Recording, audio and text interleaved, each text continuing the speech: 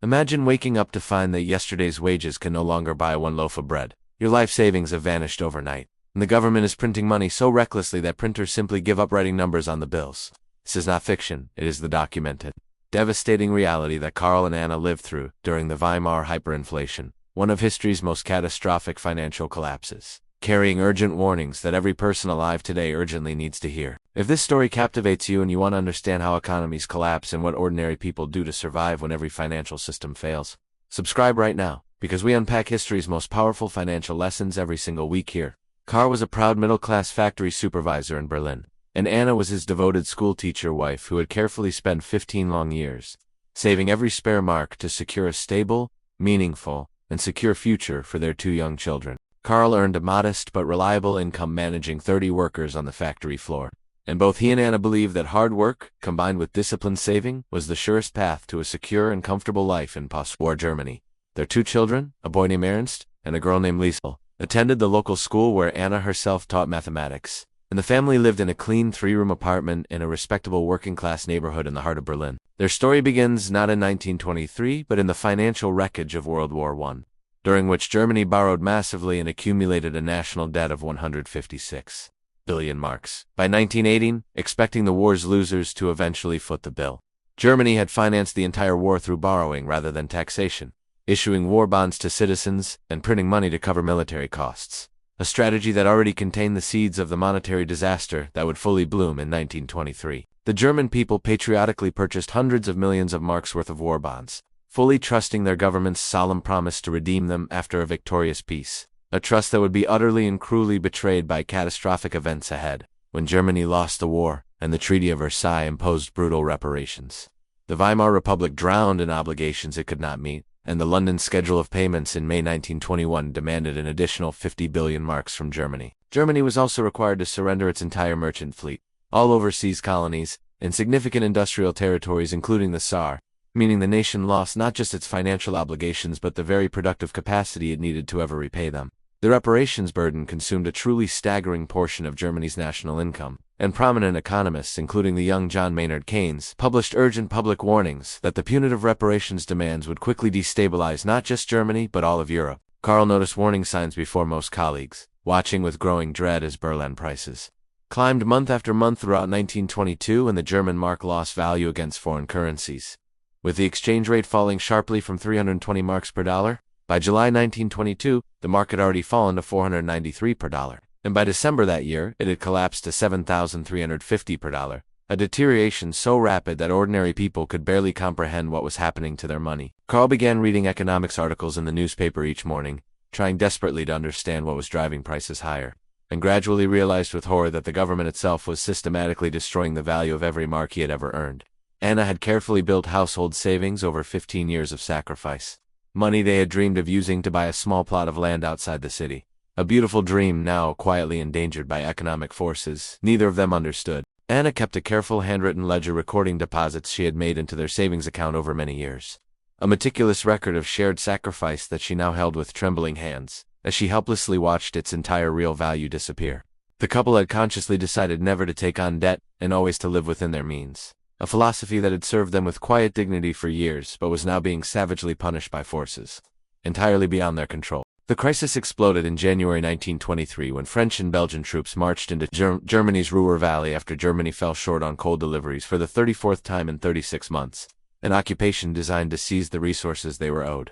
The passive resistance campaign in the Ruhr lasted 8 months and cost approximately 3.5 billion gold marks to sustain striking workers, an expense the government could only meet by printing paper marks at an ever more frantic and destructive pace. In the occupied Ruhr, French troops arrested German officials, expelled railroad workers from their homes, and confiscated industrial equipment, creating scenes of humiliation that deeply inflamed public opinion and made the decision to print more money politically impossible to reverse. The Weimar government called on 2 million Ruhr workers to strike against the occupation but still needed to pay those workers, and its only solution was to fire up the printing presses and flood Germany with freshly created paper marks. Karl watched in horror as his factory lost orders, raw material costs tripled within weeks, then the real value of his monthly salary evaporated so completely between payday and the market that his family struggled to survive on their income.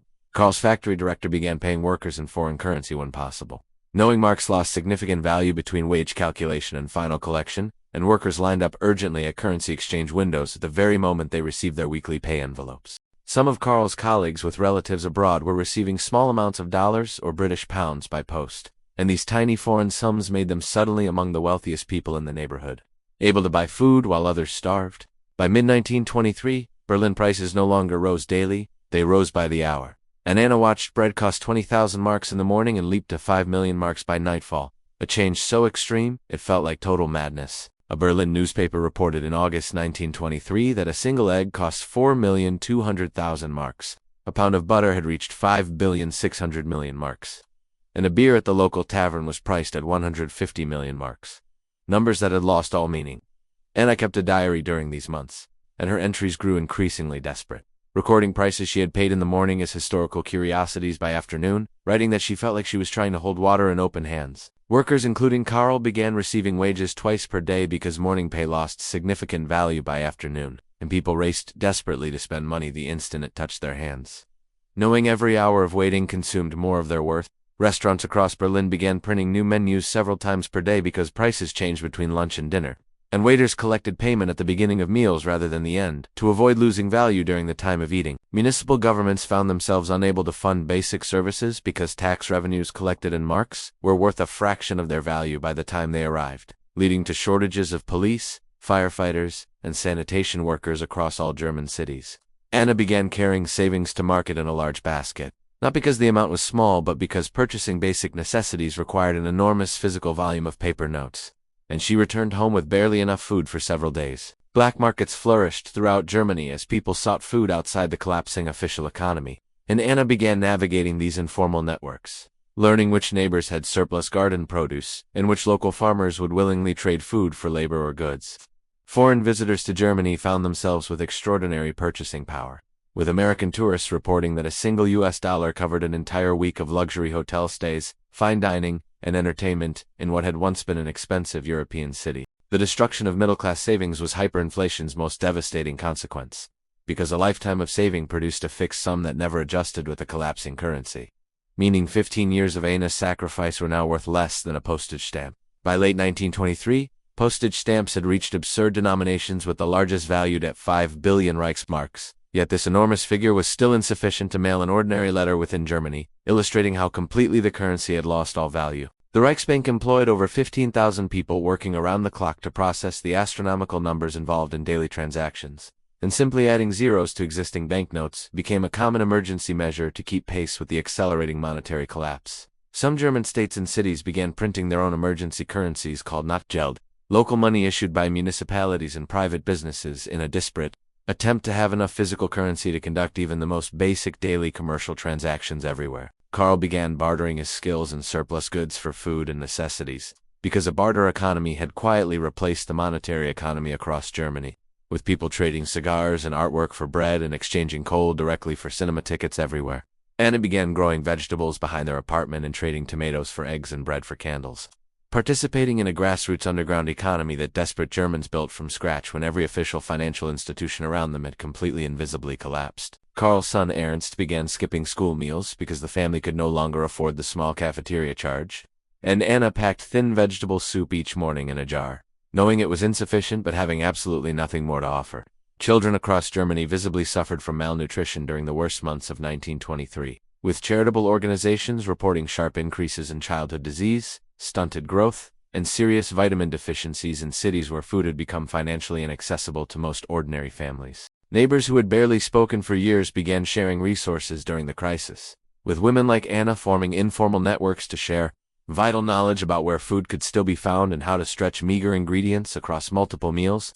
Karl helped elderly neighbors carry their heavy wheelbarrows full of paper money to market, watching with heartbreak as pensioners who had saved faithfully their entire working lives counted mountains of worthless notes just to buy one small bag of potatoes. The printing presses ran without pause, and by October 25, 1923, officials released banknotes totaling 120,000 trillion marks in just one single day, while November figures showed the total marks in circulation had reached an incomprehensible 400.3 billion trillion marks. In October 1923, the government issued banknotes in denominations of 100 trillion marks, a number so completely incomprehensible that ordinary citizens had simply stopped trying to connect the printed figures to the actual cost of any daily necessity. Karl brought home his October paycheck in a large suitcase, and the family sat staring at the enormous pile of notes, knowing that by morning the entire suitcase full of marks would not be enough to purchase a single meal. By November 1923, $1 was officially worth 4,210,500,000,000 German marks. And Karl, once proud of his family's security, now lived in a nation where food riots erupted in city streets and lifelong savers were quietly starving to death. The middle class, Germany's most stable and productive social foundation, was effectively wiped out by hyperinflation, as fixed-income earners, pensioners, and savers discovered their careful rule-following lives offered absolutely no protection against monetary destruction by their own government. Professors, doctors, lawyers, and civil servants found themselves unable to afford food, while those who had borrowed to purchase real assets before inflation discovered their debts had become negligible, creating bitter and lasting resentment among Germany's utterly devastated social classes. The financial chaos empowered extremists, and in Munich, Adolf Hitler seized upon economic turmoil to attempt a coup in November 1923. The beer hall putsch, hoping to overthrow the Weimar government he blamed for Germany's devastating national humiliation. The hyperinflation did not merely impoverish people financially, it destroyed faith in institutions, democracy, and the idea a government could protect ordinary citizens.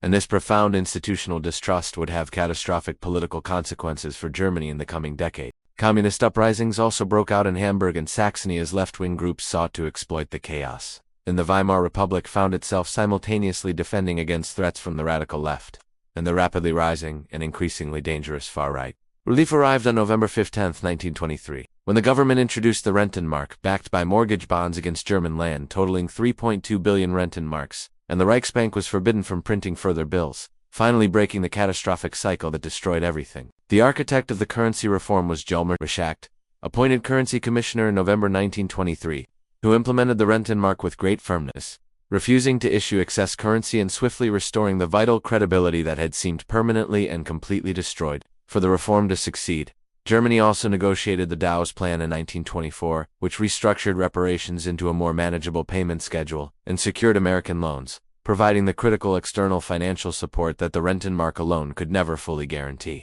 12 zeros were slashed from prices when the Rentenmark launched, and for the first time in years prices held stable day to day, allowing Karl and Anna to begin rebuilding, though their entire generation carried that year's psychological damage forever.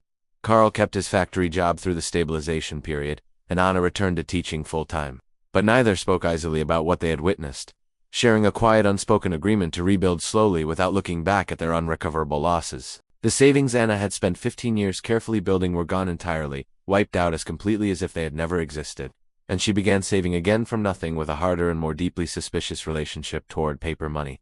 Historians have documented that hyperinflation trauma permanently reshaped Germany's relationship with money for generations, influencing the nation's approach to monetary policy throughout the 20th century and convincing millions that sound financial stability was the most precious foundation of democratic life. The Weimar hyperinflation became the most deeply studied monetary catastrophe in economic history, but examined as the definitive case study of what happens when central bank independence is lost, fiscal discipline collapses, and a government destroys its currency to cover obligations. Karl and Anna's story stands as history's most powerful financial warning, proving what happens when governments abandon monetary discipline, when printing money becomes the default response to every crisis, and when the faithful savers lose everything while debt holders survive. The lesson of their year inside Weimar hyperinflation remains deeply relevant today. Sound money is the invisible foundation beneath every salary, savings account, retirement plan, and financial dream that ordinary families spend their entire lives carefully and hopefully building. Now we want to hear from you. Do you believe modern governments have truly learned what Karl, Anna, and millions of Germans paid such an enormous price to teach? Or are we quietly repeating the same dangerous mistakes today? Share your thoughts in the comments below. And if this story changed how you think about money, please subscribe to our channel right now, because understanding financial history is the most powerful tool that any of us will ever possess.